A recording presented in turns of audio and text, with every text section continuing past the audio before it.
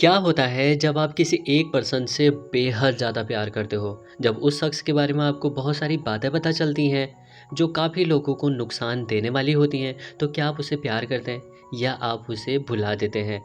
Movie start होती है, हमें एक लड़के को दिखाया जाता है जिसका नाम माइकल होता है। ये काफ़ी ज़्यादा फेमस लॉयर होता है। तभी ये अपने विंडो पर जाता है जहाँ पर वो एक ट्रेन को देखता है। फिर यहाँ पर से सीन शिफ्ट होता है और हमें फ्लैशबैक का सीन दिखाया जाता है, जहाँ पर कि वो बचपन में एक बारी बस में सफ़र कर रहा होता है और इसकी तबीयत थोड़ी-सी ख़राब होती है, तो ये बस रोककर बाहर आ जाता है, जहाँ पर कि इसे वॉमिट हो रही होती है और ये एक अपार्टमेंट के बाहर ही वॉमिट कर देता है। तभी वहाँ पर एक लेडी आती है, उसकी वॉमिट को साफ़ करती है और उसे सहारा देती है और उसे गले लगा लेती है। हमें पता चलता है इस लेडी का नाम हैना होता है। फिर कुछ दिनों के बाद हम देखते हैं कि माइकल की काफ़ी ज़्यादा तबीयत ख़राब हो जाती है। उसके फादर एक डॉक्टर को बुलाते हैं, तो वो बताता है कि अभी इसकी हालत थोड़ी-सी सीरियस है और कुछ दिनों के बाद जब माइकल ठीक हो जाता है, तो उस लेडी का वो शुक्रिया अदा करने उसके अपार्टमेंट पर जाता है, जहाँ पर कि वो उस लेडी को थैंक यू बोलता है। पर वो लेडी माइकल के सवालों का जवाब नहीं देती, यानी उसके थैंक यू को एक्सेप्ट नहीं करती। बदले में वो बोलती है कि तुम प्लीज़ बगल वाले रूम पर बैठ जाओ। जब माइकल बगल वाले रूम पर बैठा होता है, तो वो हैना को कपड़े चेंज करते हुए देख लेता है और हैना भी ये सब देख लेती है। उसके बाद सीन शिफ्ट होता है। माइकल फिर से एक बस में होता है, जहाँ पर कि हैना भी काम करती है। उसके बाद माइकल फिर से हैना के एक दिन घर पर जाता है। फर्स्ट टाइम हैना को देखने के बाद वो उससे मिले बगैर अब नहीं रह सकता था। हैना उससे कुछ बात करती, तभी वो बोलती कि तुम प्लीज़ स्टोर रूम से थोड़ा-सा कोयले लेकर आओ।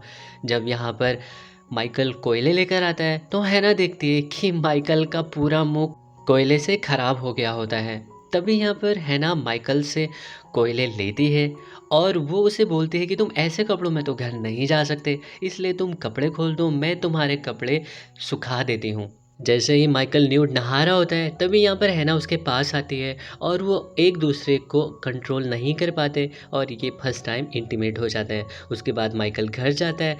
जब वो स्कूल से वापस आता है, तो वो डायरेक्टली अपने घर ना जाते हुए हैना के रूम पर आ जाता है। वहाँ पर ये फिर हैना के साथ इंटीमेट होता है और यहाँ पर वो हैना के बारे में उससे पूछने की कोशिश करता है, पर हैना अपने बारे में कुछ भी नहीं बताती। क्योंकि नहीं बताती, इसका एक रीज़न होता है जो हमें वीडियो के एंड में पता चलेगा। तो यहाँ पर हैना अब उससे ये रिक्वेस्ट करती है कि जब भी हम एक दूसरे के साथ इंटीमेट होंगे, तो तुम हमेशा मुझे एक नई स्टोरी सुनाओगे। उसके कुछ दिनों के बाद यहाँ पर माइकल जो होता है अपनी एक बुक बेच देता है और एक साइकिल बाय कर लेता है। उसके बाद ये दोनों घूमने चले जाते हैं। जब ये एक रेस्टोरेंट में कुछ खाना ऑर्डर कर रहे होते हैं, तभी यहाँ पर हैना मेन्यू बुक को पढ़कर कुछ चीज़ देख रही होती है, उसे कुछ समझ नहीं आ रहा होता है। तभी माइकल उससे बोलता है कि तुम क्या खाना चाहते हो? तो वो बोलती है कि जो तुम खाओगे मेरे लिए भी वही ऑर्डर कर देना। उसके बाद हम देखते हैं कि जैसे ही माइकल शॉपकीपर को पैसे देने जाता है, तो वहाँ पर शॉपकीपर बोलती है कि क्या ये तुम्हारी मदर है? तो ये सुनकर माइकल को थोड़ा बुरा लगता है और वो जाते समय उस शॉपकीपर के सामने ही हैना को किस कर देता है। इसके बाद शॉपकीपर समझ जाती होगी कि वो उसकी क्या लगती है।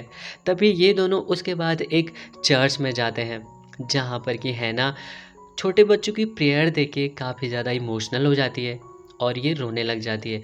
उसके बाद ये दोनों लेक साइड नहाने को चले जाते हैं, जहाँ पर कि माइकल हैना के लिए एक पोएम लिख रहा होता है। फिर हमें प्रेजेंट टाइम का सीन दिखाया जाता है, जहाँ पर कि माइकल उसी पोएम को पढ़ रहा होता है और फिर हम देखते हैं कि माइकल अब अपने ऑफिस में आ गया होता है, जहाँ पर माइकल कुछ सोच रहा होता है। तभी हमें फ्लैशबैक का सीन दिखाया जाता है, जहाँ पर माइकल स्कूल में होता है और एक लड़की उसके साथ फ्रेंडशिप करना चाह रही होती है। फिर सीन शिफ्ट होता है। हम देखते हैं कि हैना को जो है प्रमोशन मिल गया है और वो अब एक ऑफिसर बन गई है। पर हैना ये पोस्ट पाकर काफ़ी ज़्यादा नाराज़ होती है। दूसरी ओर हमें माइकल को दिखाया जाता है, जहाँ पर वो लड़की माइकल के साथ टाइम स्पेंड करना चाह रही होती है, पर माइकल बोलता है कि मैंने किसी से वादा किया, मुझे जाना होगा, और वहाँ से निकल कर चले जाता है।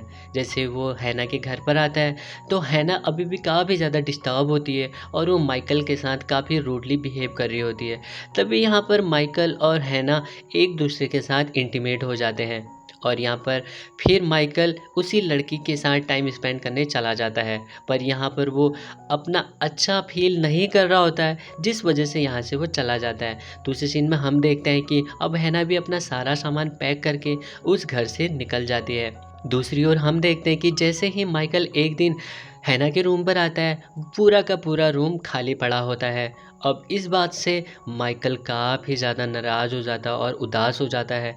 और दूसरे सीन में हम देखते हैं कि माइकल अब अपनी हाई स्कूल की पढ़ाई करके अपने कॉलेज में पहुंच गया है, जहां पर कि उसने सब्जेक्ट में लॉ लिया है। अब यहां पर वो लॉ काफ़ी डीपली सीखना चाह रहा होता है। तो एक दिन यहां पर एक क्रिमिनल को लाया जाता है, जिसके लिए वो कोर्ट में आकर थोड़ा सा स्टडी करते हैं। जहां पर कि माइकल देखता है कि उसके सामने हैना खड़ी होती है, जो अपने गुनाहों को कबूल कर रही होती है। और ये सब देखकर माइकल काफ़ी ज़्यादा हैरान और परेशान हो जाता है, क्योंकि कुछ टाइम पहले यानी कि कुछ सालों पहले वो जिस लड़की से मिला था उसका कुछ और ही रूप होता है। और इस नए वाले हैना को देखकर वो काफ़ी ज़्यादा निराश हो जाता है, जहाँ पर कि सारे के सारे लोग हैना के बारे में बहुत सारी गंदी गंदी बातें कर रहे होते हैं कि वो एक हत्यारिन है, उसने कितने लोगों को मारा है। पर ये सब भी हैना एक्सेप्ट कर रही होती है। तभी यहाँ पर एक लड़की खड़ी उठती है और वो हैना पर इल्ज़ाम लगाती है कि चर्च में 300 महिलाओं की मौत की जिम्मेदार भी हैना है, क्योंकि उस रात हैना वहाँ मौजूद रहती है। पर जब हैना को अपना हैंड राइटिंग मैच करने को बोला जाता है, तो यहाँ पर हैना अपनी हैंड राइटिंग मैच नहीं कराना चाह रही होती है, जिससे कि उनका शक पूरा का पूरा कंफर्म हो जाता है। यहाँ पर हमें पता चलता है कि हैना एक अनपढ़ है। साथ ही माइकल भी जान जाता है क्यों उस दिन उसने रेस्टोरेंट में मेन्यू बार को पढ़कर वहाँ पर अपने लिए कुछ ऑर्डर नहीं किया था। क्यों उसकी जब जॉब लगी थी एज अ ऑफिसर उसने वहाँ पर काम नहीं किया था। तो यहाँ पर माइकल सब कुछ समझ गया होता है। उसके बाद हैना को जेल में भेज दिया जाता है, जहाँ पर कि एक दिन कुछ विजिटर उससे मिलने आए रहते हैं, जिसमें कि हम देख सकते हैं कि माइकल भी उन सभी में से एक होता है जो कि हैना से मिलने आए रहते हैं। पर यहाँ पर माइकल हैना से इतना ज़्यादा नाराज़ होता है, वो उसे मिले बगैर ही वहाँ से चला जाता है। दूसरे सीन में हम देखते हैं कि माइकल अपनी गर्लफ्रेंड के साथ इंटीमेट हो रहा होता है। फिर टाइम कुछ आगे बढ़ता है, बहुत सालों के बाद का हमें सीन दिखाया जाता है, जहाँ पर कि माइकल अपनी छोटी बेटी यानी जिसका नाम जूलिया होता है उसके साथ वो अपनी वाइफ के यहाँ पर जाता है, जहाँ पर कि वो अपने पिछले पास्ट के बारे में अपनी वाइफ से कन्फ्रंट करता है। और उसके बाद हम देखते हैं कि माइकल एक बुक पढ़ रहा होता है, जो कि जेल में बैठी हैना के लिए वो इस बार रिकॉर्डिंग करने वाला होता है। तो यहाँ पर वो कुछ रिकॉर्डिंग कैसेट्स हैना के लिए भिजवाता है, जहाँ पर कि वो अपनी आवाज़ रिकॉर्ड करता था, फिर एक स्टोरी के ज़रिए एक कैसेट में रिकॉर्ड करके हैना के लिए उसे भेजता था। जब ये सारे पार्सल जेल में बैठी हैना को मिलते हैं, तो हैना पहले तो काफ़ी ज़्यादा हैरान होती है, और जब वो स्टोरी सुनती है तो वो समझ जाती है कि ये उसके लिए माइकल ने भिजवाया हुआ है। तो फिर उसके बाद वो धीरे धीरे माइकल के कैसेट के ज़रिए वो पढ़ाई करना भी स्टार्ट कर देती है, और यहाँ पर माइकल के कैसेट उसे काफ़ी ज़्यादा हेल्प करते हैं।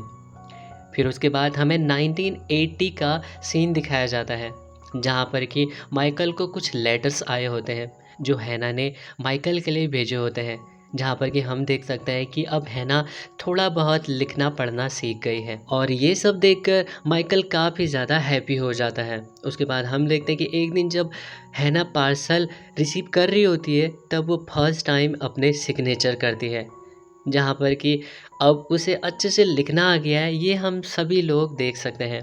फिर एक दिन जेल से कॉल आता है माइकल को कि जेलर उसे ये बोलती है कि अब हैना की सज़ा पूरी होने वाली है, तो हमारे कांटेक्ट में और कोई नहीं था, तो इसलिए हमने तुम्हें कांटेक्ट करना सही समझा। उसके बाद हम देखते हैं कि माइकल हैना से मिलने जेल में चला जाता है, जहाँ पर कि हैना उससे बोलती है कि छोटे बच्चे तुम तो काफ़ी ग्रो कर गए हो। यहाँ पर वो उससे मिलकर बहुत ज़्यादा खुश होती है, पर माइकल अपना प्यार उसके सामने जता नहीं पा रहा होता है, या उसे जताने की कोशिश नहीं कर रहा होता है।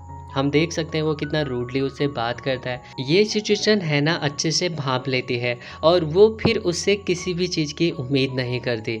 पर तभी यहाँ पे माइकल बोलता है कि मैं अगले हफ्ते आकर तुम्हें यहाँ से लेकर जाऊँगा और तुम्हें एक नौकरी भी दिला दूँगा। पर जैसे माइकल बाहर आता है तो हम देख सकते हैं कि माइकल अपना अंदर ही अंदर कितना ज़्यादा इमोशनल हो गया होता है। फिर जैसे हफ्ता बीत जाता है, जिस दिन हैना को जेल से बाहर आना होता है तो माइकल उसे लेने जेल में जाता है, जहाँ पर कि उसे पता चलता है कि हैना ने सुसाइड कर ली है। पर जाते-जाते वो एक नोट और थोड़े से पैसे वो वहाँ पर छोड़कर जाती है और उसमें लिखा होता है कि ये सारे पैसे उन जूइस फैमिली के बच्चों को दिया जाए जो उस हादसे के शिकार हुए थे। तभी यहाँ पर माइकल उसके बाद न्यूयॉर्क आ जाता है, जहाँ पर कि वो एलिना से मिलता है और वो यहाँ पर उन पैसों को और उस लेटर को एलिना को देता है। तो यहाँ पर एलिना ये पैसे लेने से मना कर देती है, पर वो यहाँ पर जो बॉक्स होता है उसे ले लेती है क्योंकि कुछ यादें उसकी उस बॉक्स से जुड़ी रहती हैं। उसके बाद हम देख सकते हैं कि 1995 में अब माइकल अपनी डॉटर के साथ एक जगह पर आया होता है और ये वही जगह होती है जहाँ पर कि वो हैना को लेकर आया था। और फिर उसके बाद माइकल अपनी डॉटर को बोलता है कि तुम्हें सरप्राइजेस बहुत ज़्यादा पसंद है ना? तो यहाँ पर माइकल अपनी बेटी को एक कब्र दिखाता है, जहाँ पर कि ये कब्र देखकर उसकी बेटी काफ़ी शॉक्ड हो जाती है और फिर वो उसके बारे में माइकल अपनी बेटी को बताता है। और इसी के साथ हमारी मूवी एंड हो जाती है। आई होप आपको वीडियो का एक्सप्लेनेशन पसंद आया होगा। अगर आपको वीडियो पसंद आई तो प्लीज़ वीडियो को लाइक करना, चैनल पे नए होंगे तो सब्सक्राइब करना। मिलते हैं किसी एक और वीडियो के साथ, तब तक के लिए आप अपने आप का ख्याल रखें।